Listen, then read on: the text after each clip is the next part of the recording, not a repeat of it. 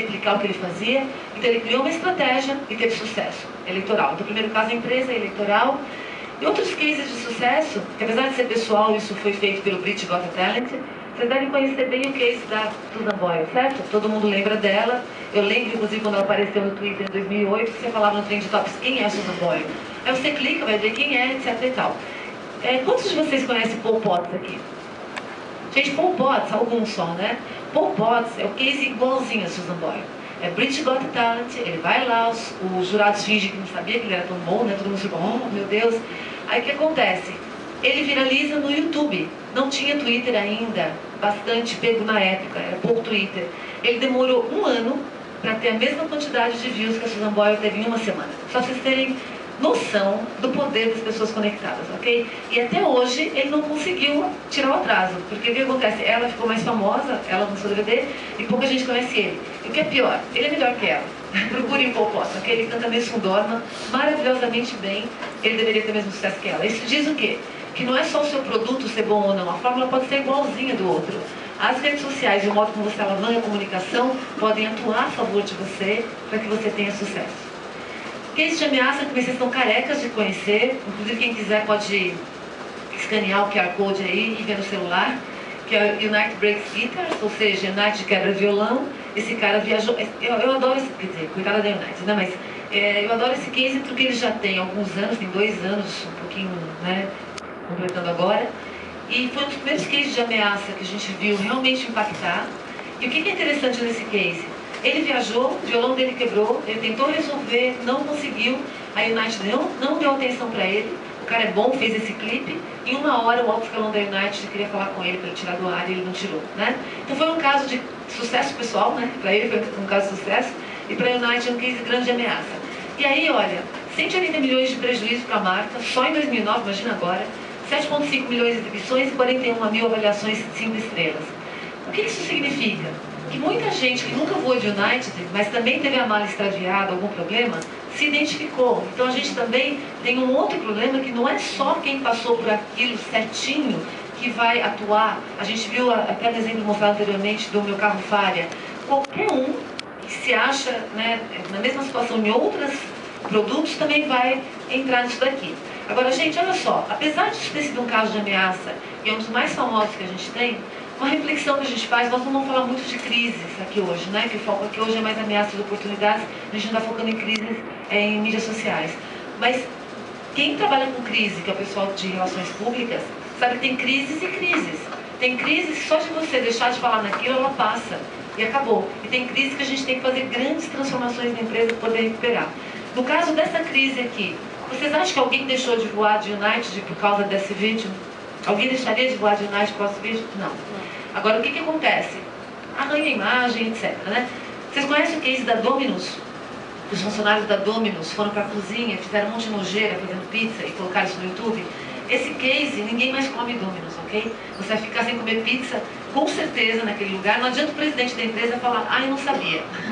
Não adianta, certo? A culpa é dele da mesma maneira. E você não vai confiar. Eles gastaram uma fortuna para reestruturar a imagem, fazer novas fórmulas, novas receitas, tudo por causa de uma crise que eles tiveram em mídias sociais também. Dois funcionários, basta 2 funcionários não alinhados para detonar sua marca, ok? Outro case de ameaça, pessoas. É um case de verdade, um amigo meu que é palestrante, há uns 3 anos atrás, antes de fazer a palestra, ele perguntou para alguém, quem é aquela moça na primeira fila? Nome completo. Deram nome para ele, ele pesquisou a moça no Orkut, na época o Orkut no Brasil era mais forte, e viu tudo sobre ela. Quando ele começou a dar palestra, ele virou e falou assim, então, a Maria Tereza, que está aqui na frente, que adora beijar na boca e fazer tal coisa, e fazer tal coisa, e fazer tal coisa, ela falou, nossa, como é que você fala isso comigo? Aí ele falou, não sou eu que falo, você colocou no Orkut, publicamente está todo mundo vendo isso. Ou seja, vou falar bastante disso hoje aqui, a hiperexposição e por que a gente faz isso. Eventualmente isso pode jogar contra você, né? Então, é ameaça. Vem da rede, você coloca a informação lá e pode vir qualquer coisa. Um outro case, para a gente falar de fracasso, que eu considero esse um case de fracasso e de sucesso, o Walmart, em 2006, fez essa rede The Hub. Tem alguém aqui que já tenha visto esse case? Quem teve aula comigo viu, mas quem não tem, nunca ninguém viu, gente. Eu dou palestra para 1000 pessoas, nunca ninguém viu. Porque nunca ninguém viu, esse case é um case de sucesso, ok? Agora, por que ele é um case de fracasso? Ele é uma rede social para teens em 2006. Até aí tudo bem, porque em 2006 não tinha muitas redes sociais, ok? Qual é o problema? Eles compartilhavam as informações nessa rede social com os pais dos adolescentes. O que vocês acham? Ia funcionar? Não, né? Agora, por que isso é uma ação bacana? Porque eles erraram rápido e pequeno. Errem rápido e pequeno, para ninguém ver. Por quê? Você aprende. Todos os grandes líderes, todos os grandes inovadores, eles falam isso. Só dá para você fazer uma coisa nova, uma coisa que você não tem fórmula ainda, porque ela é nova. Então a gente não sabe como fazer. Você vai errar várias vezes. O que você não pode errar? Grande. Não pode errar antiético. Não pode errar impactando muita gente. Quando você erra pequeno, você aprende. Então a fórmula do sucesso é errar pequeno várias vezes, ok? E aqui tem um case que eu adoro contar. Os generais romanos, quando eles iam fazer uma conquista de novos territórios, eles mandavam 10 soldadinhos, um para cada lado. E aí o que acontecia? Para trazer informação, para saber para onde que ele tem que ir ou não. Alguns soldadinhos não voltavam, certo? E outros voltavam. Os que não voltavam é porque morreram. É um fracasso enorme para eles, certo? Mas para o batalhão, para o general, era ótimo, porque esses pequenos fracassos te diziam para onde que você não deve ir. E de onde o pessoal voltou te diz para onde você deve ir, ok? Então a gente vai ter que sempre estar testando e fazendo ações para poder achar o caminho. Falando um pouquinho, vou falar um pouquinho dessa conceituação, depois a gente vai falar especificamente de ameaças e oportunidades. Porque, gente, sem entender, uma que eu sou professora, outra que eu acho que sem conceito a gente dá tiro para tudo quanto é lado, né? Por isso que eu adoro Kotler. Quem vem aqui da área de marketing sabe que um monte de coisa é nova, mas um monte de coisa é antiga, continua funcionando. E não sei se é porque eu sou velho, então porque eu estudo muito, tá cheio de coisa que o pessoal acha que é nova e é velha.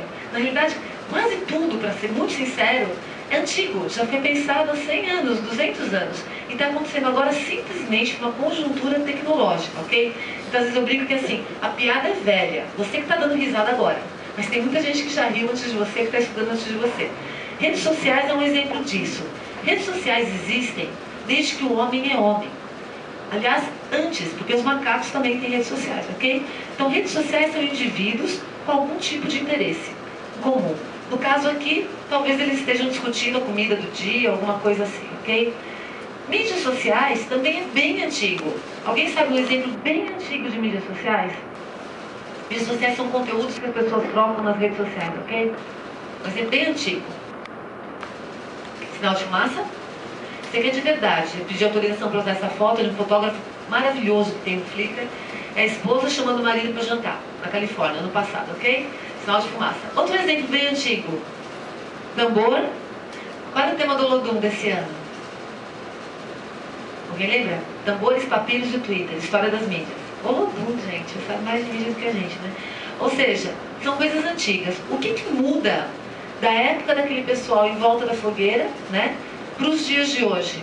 Por causa das tecnologias, a gente tem colapso de tempo e de espaço. Então a gente começa a poder fazer tudo quase em tempo real e a gente pode atingir muito mais gente. Não importa que o cara está do outro lado do planeta, ok? Se a gente for ver algumas das coisas que acontecem durante a história da humanidade, a gente vai ver que o cenário que a gente tem hoje é tão conectado que ele favorece a inovação por causa das redes de conexão.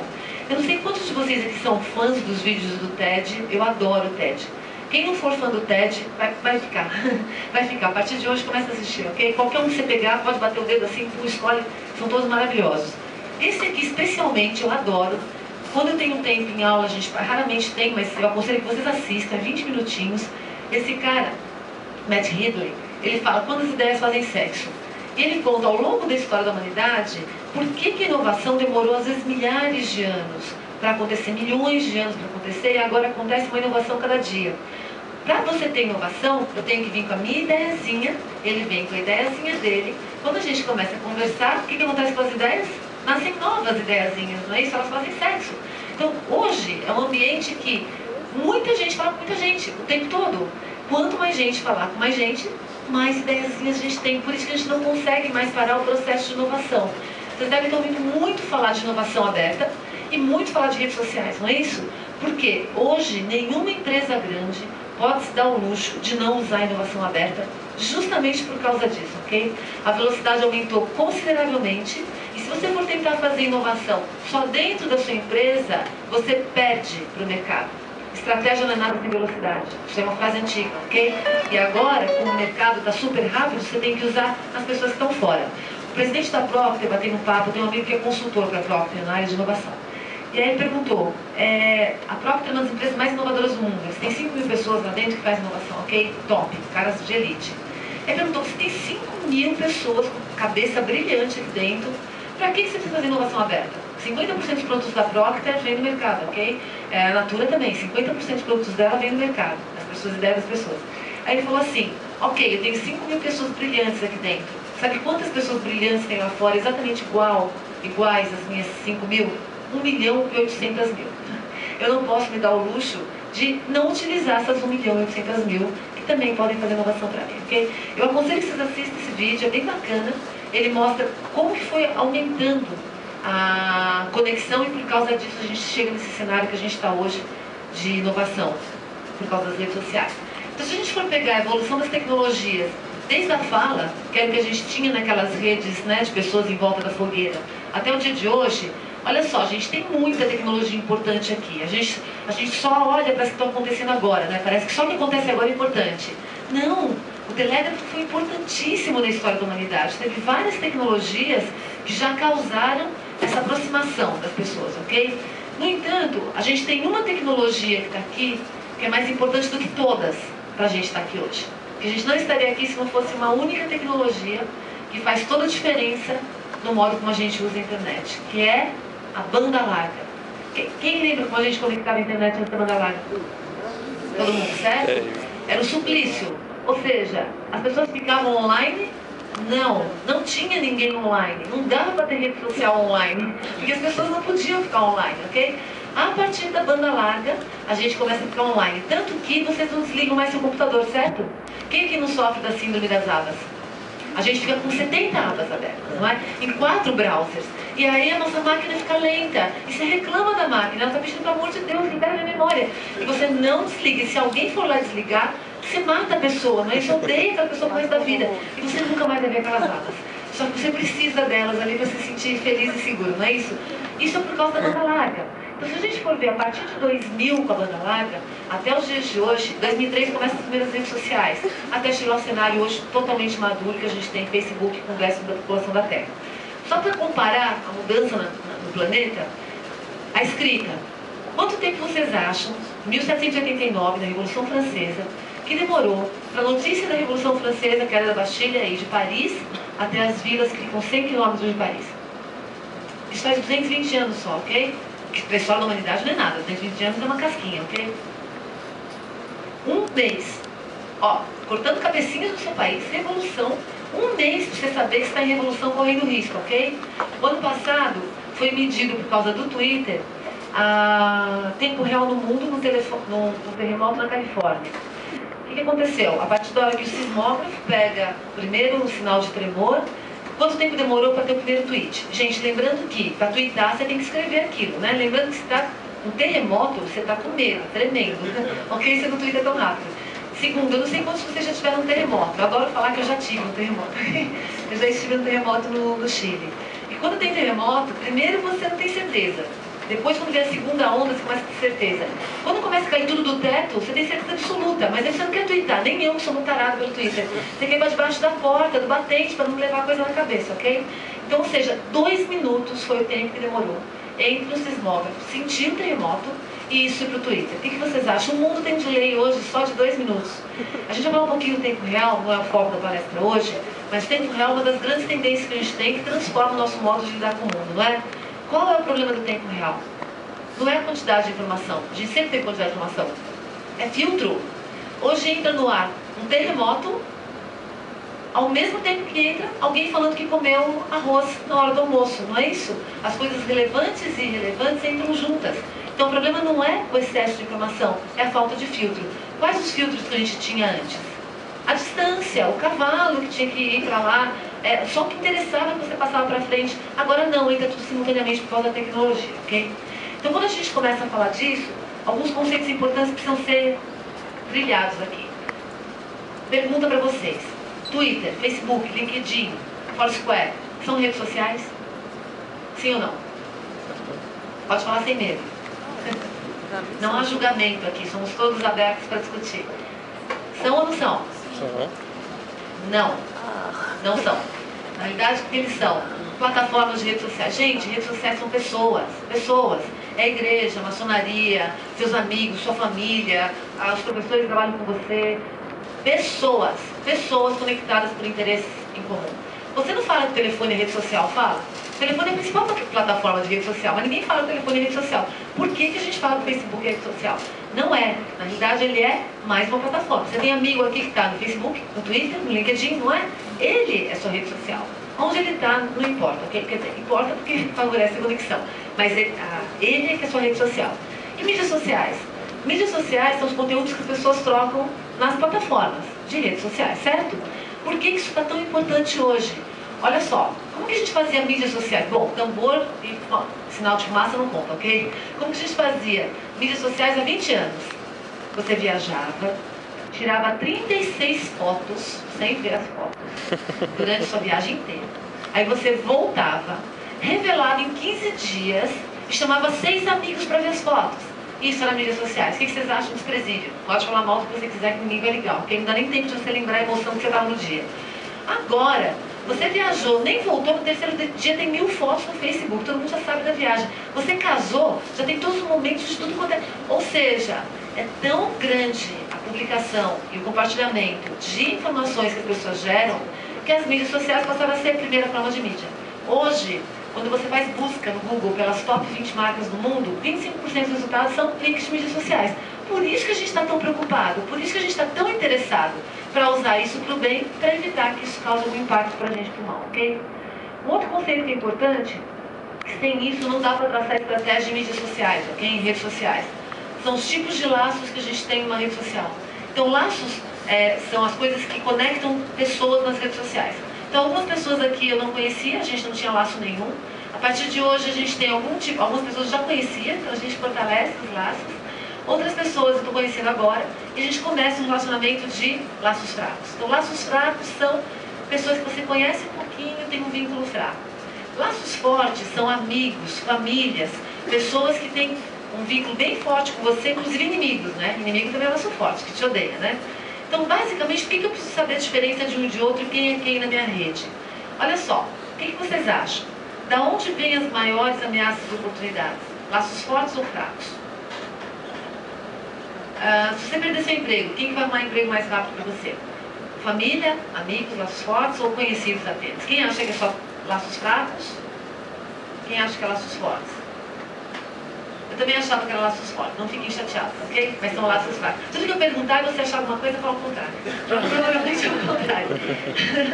Olha só, gente, são laços fracos. Por que são laços fracos? Porque não é que seu amigo não quer arrumar emprego para você, ele te adora. O problema é que ele conhece tudo que você conhece. Quem segue amigo no Twitter aqui? Amigo que fala novidade? Pouca. Amigo que sabe tudo que você sabe, vai no mesmo lugar, vai na mesma festa, as mesmas pessoas. Ele frequenta as mesmas rodas. Agora, laços fracos trazem novidades. São as pessoas que ou te levam além, para novos contatos, ou te detonam. Então, por exemplo, imagina que alguém que não me conhece aqui resolveu me seguir hoje depois da palestra, ok?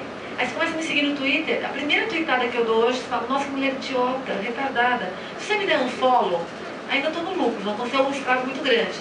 E se você fala para sua rede inteira que eu sou retardada, idiota, que eu não falo coisa com coisa, vocês levam o meu nome de uma maneira ruim para os outros, vocês nem me conhecem, eu sou legal, bacana pra caramba. Ou seja, vocês estão propagando sem me conhecer. Por outro lado, se vocês gostaram de mim e começaram a me propagar para sua rede, vocês estão ampliando a minha rede, que os meus amigos não conseguem fazer porque a gente fica lá no nosso mundinho. Então, quem que vai trazer oportunidades e ameaças para vocês? Laços fracos. Nossa atenção tem que estar nesse povo. Para que servem os laços fortes? Para te ajudar. Quando ninguém mais ajuda, é amigo e família, gente, é exatamente isso. Se você não tiver uma estrutura de laços fortes, você na hora do perigo, do sufoco, está no mato sem cachorro, está sozinho. Vou dar um exemplo, que é um exemplo que aconteceu com uma pessoa, não vou contar quem é, mas vou dar um exemplo. Imagina que ele tweete alguma coisa do tipo, ele viu uma foto minha, e aí ele tweeta, nossa, como essa mulher é engana, horrorosa. Bom, a partir da hora que ele falou isso, vocês acham que eu posso chegar pra ele e falar assim, ah não, olha direito, acho que eu não tenho como me defender, eu não sou feio, acabou, não é isso? Agora, se tiver pessoas na rede dele que gostam de mim, minha filha, meus amigos mais fortes, eles vão chegar pra ele e falar assim, não, você não viu direito, talvez você conhecer ela melhor, ela não é tão feia, ela é bacana, essa foto não tá boa. As pessoas tendem a te ajudar, porque elas são seus amigos. Minha filha, por exemplo, se ela estivesse nessa rede, minha filha ia falar para você, não, minha mãe é bacana, minha mãe é bonita, minha mãe não sei o quê. Ou seja, o que isso significa? Que a gente também tem que fazer uma estratégia para fortalecer laços. Que são as pessoas que vão te ajudar como você mesmo não pode se ajudar, ok? Outra, não sei se vocês conhecem, provavelmente uma boa parte do pessoal aqui da área de comunicação, que conhece a teoria do Small World, ou dos 6 graus de separação, né? Aliás, o Facebook está fazendo experiência agora, quem quiser participar, para provar, isso aí sempre foi uma teoria, né? Que eu acredito bastante, o século XX foi um século muito importante de conexão das pessoas, então uma pessoa estaria distante de qualquer outra no mundo por 6 pessoas. Eu conheço alguém, conhece alguém, conhece alguém, 6 pessoas que conhecem, por exemplo, Bill Clinton, ok? O que acontece? Se no século XX a gente já aumentou, quanto mais conectado você está, maior a probabilidade de você ter menos graus entre as pessoas, né? Tem alguns estudiosos que agora acham que a gente está a 3 graus de separação. Eu acho que a gente está a 3 graus de separação, ok? Está muito mais conectada à rede. Eu sigo algumas pessoas no Twitter e algumas pessoas que me seguem, assim, eu jamais na minha vida imaginaria que um dia me seguiriam ou que eu seguiria. E a partir da hora que eu aproximei com essas pessoas, eu eliminei vários graus. E quem está na minha rede também eliminou esses graus. Então eu acredito que cada vez a gente está mais e mais e mais densa essa conexão. Por isso que a velocidade é maior para as coisas e o risco e a oportunidade também aumentam, ok? Quantos de vocês assistiram Redes de Intrigas aqui? É um filme de 1978, ó. Quem é da área de comunicação aqui? Obrigatório. Eu dou muita lição de casa para você, professor, né? Lição de casa. Pipoca com cinema no fim de semana, vários filmes bacanas. Gente, esse filme é clássico. Ele analisa o momento em que a televisão ao vivo começa a acontecer. A televisão ao vivo permite que as pessoas sejam conectadas pela primeira vez em tempo real, ok? Então, várias pessoas em cadeia. O que acontece? Esse filme mostra um cara que está insatisfeito, ele vai na televisão ao vivo e fala para todo mundo ir na janela e gritar que não está satisfeito. E assim, em questão de alguns minutos, um monte de gente está na janela nos Estados Unidos gritando dizendo que não está satisfeito. Dava para fazer isso de alguma outra maneira. Olha, é impossível. Mesmo com o rádio, você não tem a persuasão que a televisão tem, apesar que o rádio conecta também, ok? O que acontece agora com o Twitter? A gente viu uma revolução. Não é o Twitter que faz revolução, são as pessoas conectadas. É isso que está fazendo a revolução nos mundos árabes e em outros lugares, ok? Dá para perceber que o poder das pessoas conectadas é muito maior do que das pessoas isoladas. Isso transforma a estrutura de poder no cenário. O outro conceito muito importante é capital social. O que é capital social? É o que acontece entre os nós, entre as pessoas, ok? Conforme eu me relaciono com ele, eu ganho capital social, ele ganha capital social também. Isso sempre foi importante, gente. Quem não tem capital social não consegue sobreviver na sociedade, num grupo. Quanto mais capital social você tem, mais você lidera, mais importante você é, mais as pessoas te respeitam. A gente procura ter capital social positivo, como reputação positiva, mas tem gente que tem negativo. O chato é um cara que tem capital social negativo, não é isso? Ele interage, mas o povo não gosta dele, porque ele fala coisas que as pessoas não gostam. Bom, isso sempre foi importante. Só que por que é mais importante agora? Porque se antes capital social era importante nos grupos que você frequentava, agora não existe mais como você ter capital financeiro antes de ganhar capital social.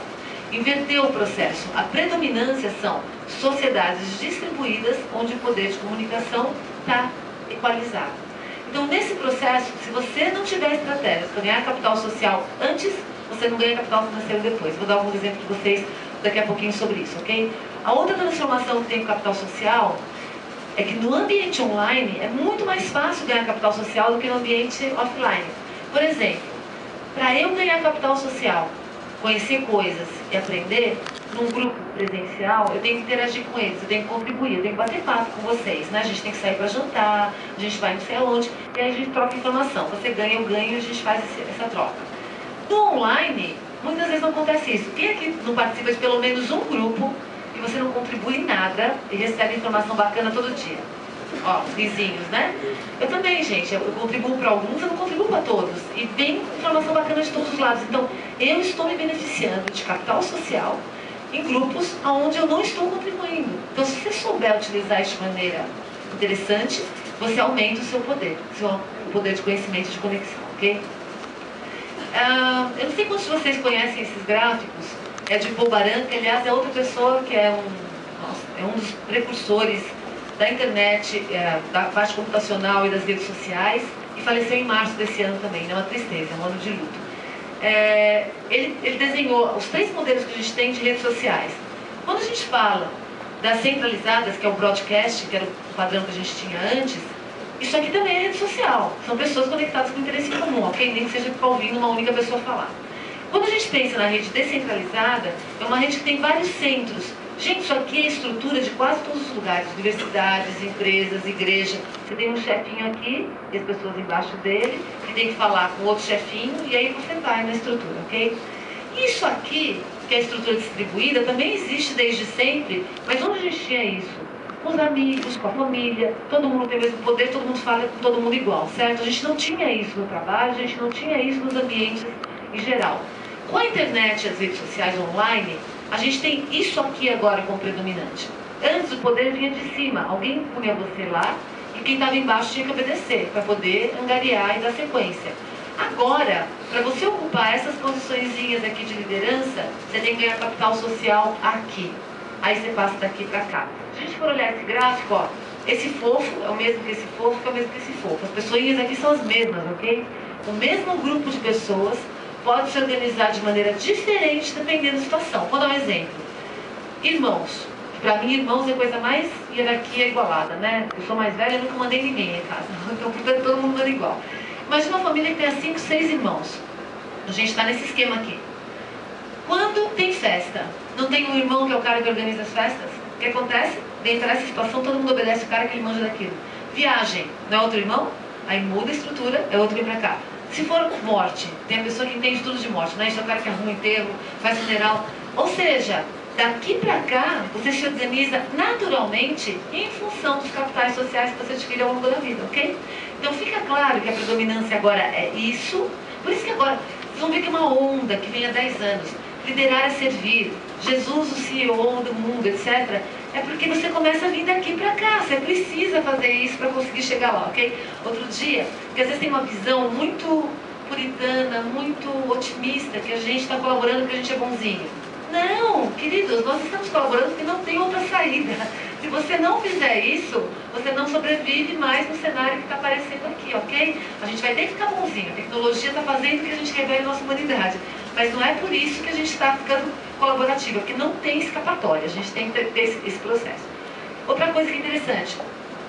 Muita gente diz também, eu já vi muita gente criticar, mas no ambiente online as pessoas não participam. No ambiente online as pessoas falam bobagem. No ambiente online 40% das pessoas só que mantêm os perfis. Gente, aqui também. Vamos fazer um exemplo?